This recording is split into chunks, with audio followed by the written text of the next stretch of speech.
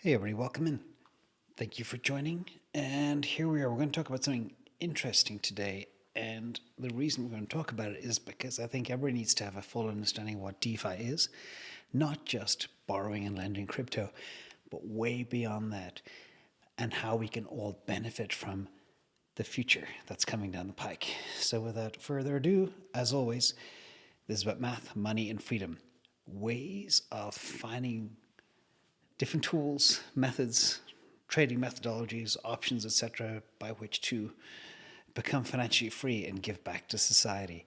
And the reason I'm talking about DeFi today is because there's a huge opportunity at our fingertips in so many areas. And I'm not just talking about selling NFTs for $69 million or getting paid 3% on your Bitcoin, but way more with some practical examples. So, first of all, today we're going to cover DeFi basics beyond what we know about crypto lending and yield farming covered in previous videos. But we want you all to gear our minds to think about DeFi future from both investments and opportunity perspective. As you guys know, real estate is very important to me. Risk management is very important to me. And I'm going to cover those two especially today. So why does DeFi matter? So first of all, it's coming. It's nascent. It's growing rapidly. We can all use it. It is the future of financial services, and it comes with extremely compelling value propositions. And let me talk a little bit about what it is now. I know there's probably some DeFi experts out there, but just to hammer home for those that may not know too much about it, it's short for decentralized finance. And it's a blanket term for a variety of financial applications. So think in terms of borrowing, lending, insurance, exchanges. Imagine you could trade your own crypto in a peer-to-peer way with people that you know, or real estate transactions. Again, this is going to disrupt financial intermediaries in a big, big way as we go forward. So, a quick recap on what blockchain is. So, there's different terms here for it. The blockchain, which is a distributed network. It is decentralized, which is an immutable ledger, which means it cannot be changed or mucked with. And it's secured by cryptography, which means it can't be hacked. It's very, very safe. But there's a whole bunch of other benefits as well, which we'll go into. But I just want to touch on those real quick. So let's talk about what I call the new finance paradigm. So it's like, sometimes you see kids opening up their own lemonade stand and selling something on the street. But in this whole DeFi world, it now empowers the individual to do anything. And that's what we're going to talk about today. Anybody can do it. It's borderless. You can transact maybe a piece of real estate with somebody in South Africa from California or Tokyo from Buenos Aires. That is the beauty of it. It's also completely frictionless, and I'll talk a bit about friction later in the old world. It's peer-to-peer. It's you and somebody else. It's completely transparent, which is the real power. It's permissionless. So you don't need permission and you don't need trust, which is very important. It's completely rules-driven, and it can be fractional, and it's immediate. And what I mean by immediate is once it's done, it's instantaneous, both in terms of everything that actually happens. So let's look at the total value locked in DeFi. These are the top 17 players that many of you are familiar with. Companies like Compound, PancakeSwap, Aave, SushiSwap, etc. But if you look at the amount of value locked in, and this means this represents the assets that are staked in these protocols, it is unbelievable the amount of growth. It has gone from 1 billion a year ago to over 50 billion today. It's a 50x. If you go back further to 2 years ago, it's 200, 300x. So the growth of this whole space, it cannot be comprehended, and it's only just beginning. So I know there are banks and there are insurance companies and there are real estate companies out there that are probably quaking in their boots because this change is growing so fast. And that's why I say in the next 3 to 5 years, we're going to see a lot of disruption, which is why so many people are very bullish on Ethereum. So let's talk about a quick example of how you can use DeFi for real estate. So I put together this very simple example of tokenization for timeshare. So a very simple process. First of all, you get your property verified on the blockchain. So imagine it could be an apartment building, it could be a summer home, it could be a house, etc. And you can tokenize it into whatever you want. It could be 1,000 shares. It could be, what I like is 365 tokens. One token represents each day of a year, but you can do whatever you like. And then you sell the tokens. So for example, it could be a situation where you want to keep your house half the time. Imagine you live in a cold climate up in Calgary, Canada, and you want to spend your summers in, I don't know, the desert somewhere, or South America, or some lake in Italy. You could basically tokenize your house, keep 50% of them. Each one would represent a day, and you could pick out your time zones as well. So you want to stay in the summertime up in Canada, and wintertime you'll go somewhere else and you'll lease out your house using these tokens. The currency would be Ethereum, and your rent could be something like 1 Ethereum per month or 0.0328 Ethereum a day. That's the simple way to think about it. And again, these things can be configured any way you like.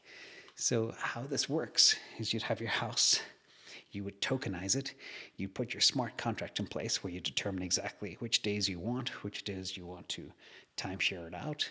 You would keep your tokens, then you would sell, say 185 tokens, and you keep 180 representing 6 months of the year. Sell 185 to new fractional owners that can come and stay in your house, or they could rent your house out along the lines of an Airbnb and generate rent. And everything is automated. The rent payments will be delivered to the token holders in a fractional way for people who are there for whatever times they are there in the house. So it's real simple, really easy to get your head around.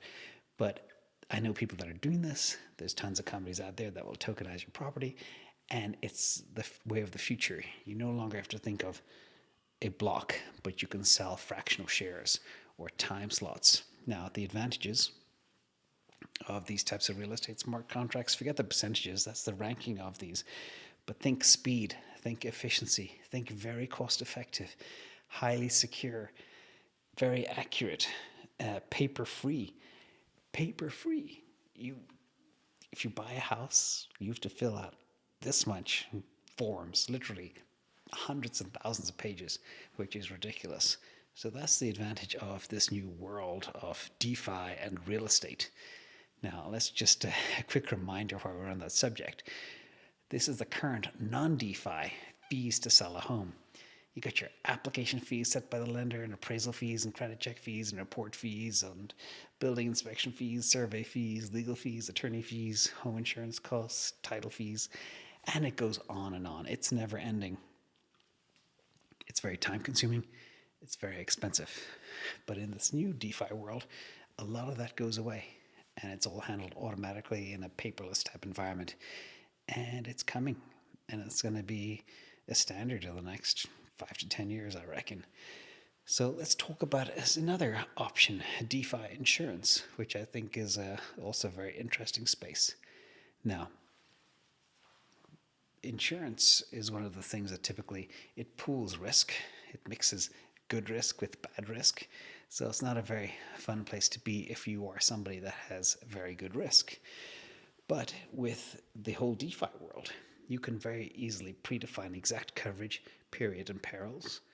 There's no fees, no middleman, no brokerage, no adjustment fees, no claims handling fees, etc.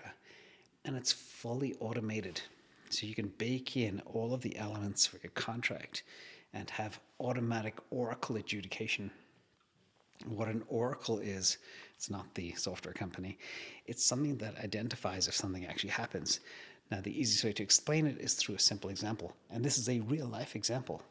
This is me last year. So last year, I was racing on a boat. I had gone through a whole cleansing, getting rid of yachts and personal possessions, but I still like to sail. And I was sailing with this guy who had a carbon fiber mast on a high-performance racing boat, but he was afraid of breaking his mast by racing too hard in windy conditions.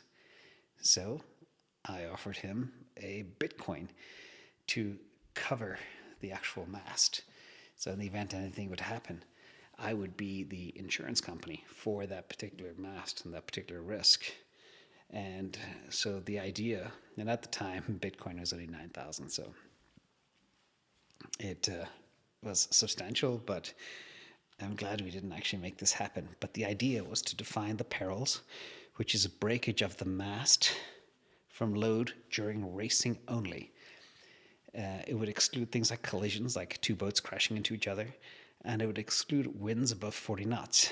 The coverage period would be 10 yacht races on the Pacific Ocean during the year 2021, but it would not cover the time before the race or after the race, or any leisure sailing that the yacht owner would do. And the Oracle was a saltwater sensor beacon mounted on top of the mast, so it would automatically tell if this beacon hit the water, it would mean the mast fell down, broke down. That would be kind of the trigger, and the fee would be 1 Bitcoin.